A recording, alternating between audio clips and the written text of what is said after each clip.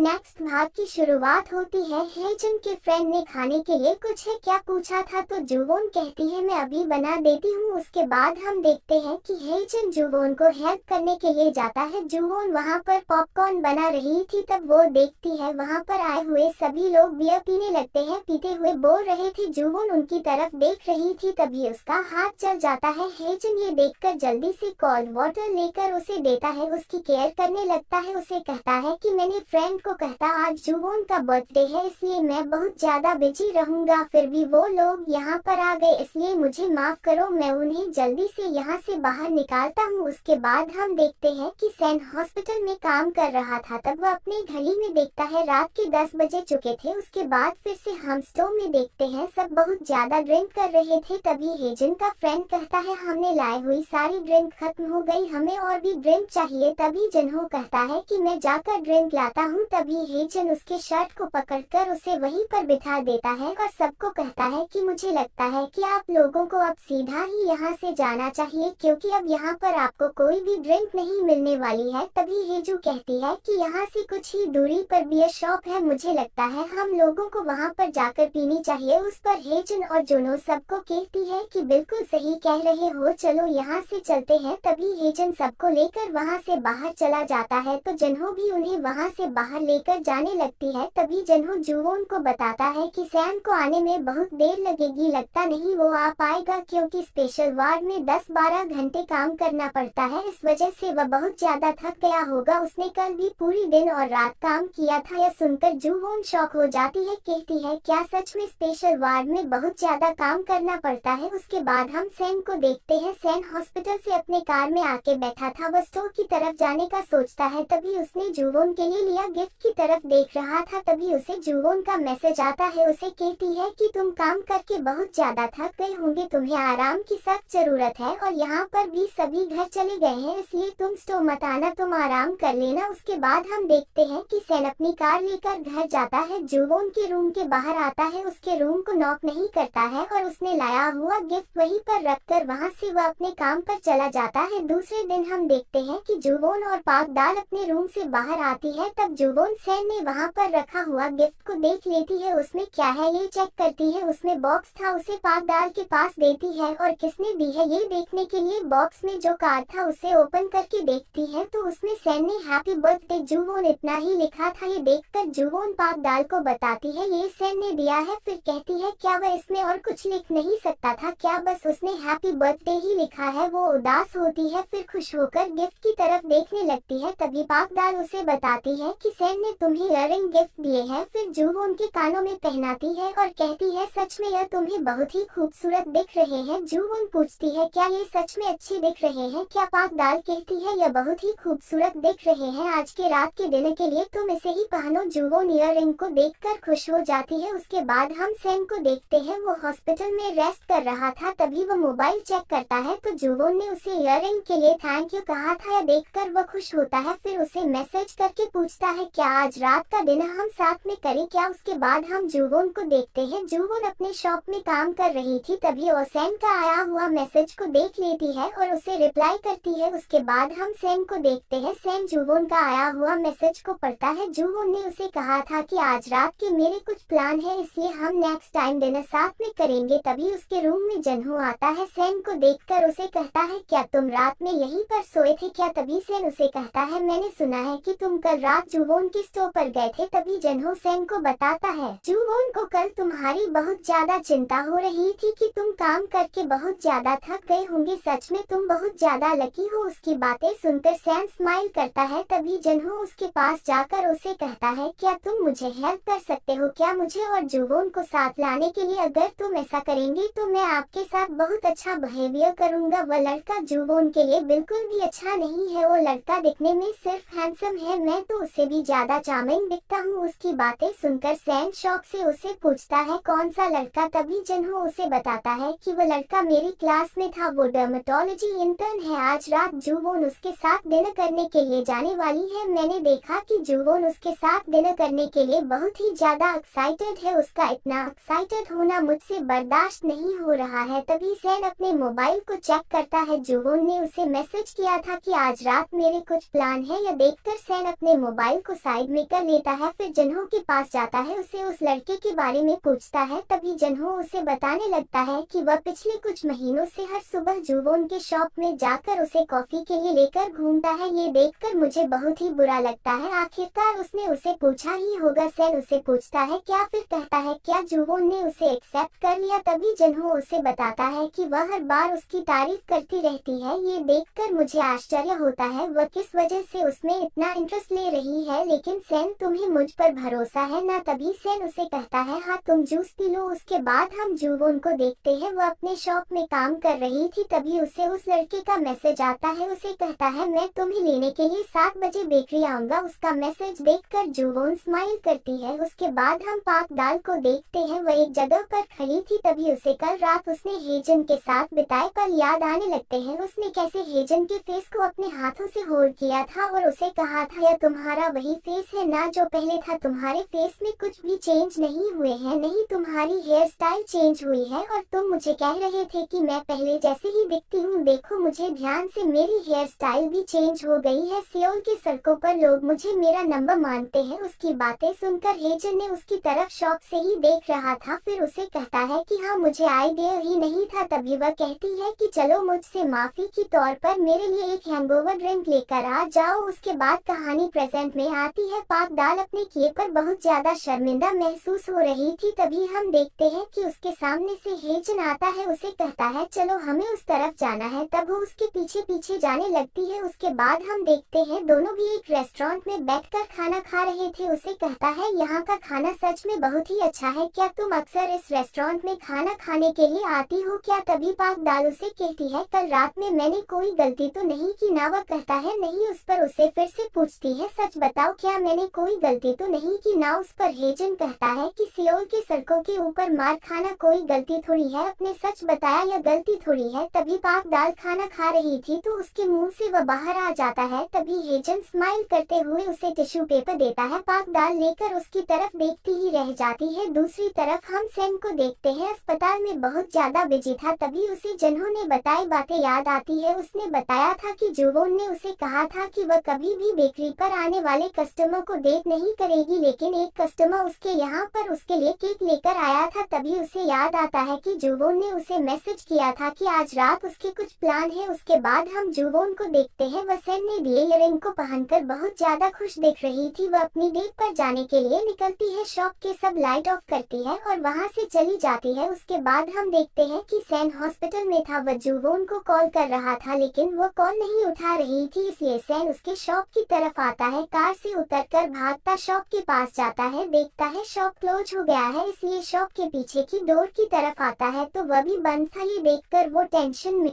आता है। फिर वह जुवोन को कॉल करने लगता है। तभी हम देखते हैं कि उसके पीछे से जुवोन आती है। उसे वहां पर देखकर उसे कहती है कि तुम यहाँ पर क्या कर रहे हो। तभी सैन पीछे मुड़ के देखता है। उसे कहता है कि तुम कॉल क्यों नहीं उठा रही हो। तभी जुवोन कहती है कि मेरा फोन यहीं पर रह गया, इसलिए मैं उसे लेने के लिए आई हूँ। तभी वह अपना फोन लेने के लिए उसके सामने से ही जाने लगती है। तभी सैन नोटिस करता है कि उसने दिए इयररिंग जुवोन ने पहने हुए हैं। सैन उसे कहता है कि मुझे भूख लगी है। वह कहती है कि क्या। सैन कहता है कि मैंने कहा कि मुझे भूख लगी है। जुवोन कहती है पापा ने घर पर खाना बनाया होगा तो जाकर खा लो, मैंने तुम्हें बताया ना आज रात मेरा प्लान है। ऐसा बोलकर जुवोन आगे जाने लगती है। तभी सैन उसके हाथ को होल्ड कर लेता है और उसे कहता है कि जुवोन मत जाओ। जुवोन उसे कहती है तुम्हें क्या हुआ है। सैन उसे कहता है मैं तुम्हें लाइक करता हूँ, मुझे तुम्हें यह बताने के लिए 10 साल लग गए कि मैं तुम्हें लाइक करता हूँ। फिर सैन उसके हाथ को होल्ड करता है और कहता है जुवोन मत जाओ। जुवोन उसकी तरफ कोल्ड होकर ही देखने लगती है। सैन भी उसकी तरह दिख रहा था।